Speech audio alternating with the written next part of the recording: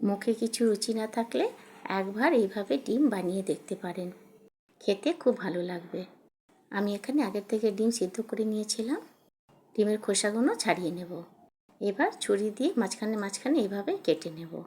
এইভাবে কাটলে মশলাগুলো একদম ভেতরে ঢুকে যাবে। এদিকে গ্যাসে আমি একটা প্যান বসিয়ে দিয়েছি। প্যানের মধ্যে অল্প একটু তেল দিয়ে দিলাম। কেটে রাখা একটা পেঁয়াজ দিয়ে দেব, কিছুটা রসুন আর আদার টুকরো দিয়ে দিলাম। 2-3টের মতন কাঁচা লঙ্কা দিয়ে দেবো, 6-7টার মতন কাজু দিয়ে দিলাম।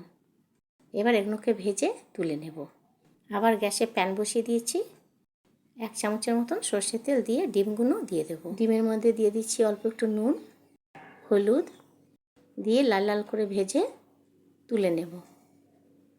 এদিকে ভাজা মশলাগুলো ঠান্ডা হয়ে গেছে, একটা মিক্সার জারে নিয়ে বেটে নেব। ডিম ভাজা তেলের মধ্যে এলাচ, লবঙ্গ, দালচিনি দিয়ে দিলাম। মশলার পেস্টটাও দিয়ে দেব। কিছু গুঁড়ো মশলা অ্যাড করতে হবে, হলুদ, লঙ্কা গুঁড়ো, জিরে ধনে গুঁড়ো। টমেটো পেস্ট তৈরি করে রেখেছিলাম দিয়ে দেব। পরিমাণ মতো নুন দিয়ে দিলাম। সব মশলাগুলো মিলিয়ে নেব। 2 চামচের মতন দই দিয়ে দিলাম। দই দেওয়ার সময় ফ্লেমটা কিন্তু বন্ধ করে দেবেন, না হলে দইটা ফেটে যাবে। এবার ভাজা ডিমগুলো দিয়ে দেব। ভাজা ডিমগুলো দিয়ে সবগুলোকে তেল ছাড়া অবধি ভাজতে হবে। মশলাতে তেল খুব ভালো করে ছেড়ে দিয়েছে। অল্প একটু জল দিয়ে দেব।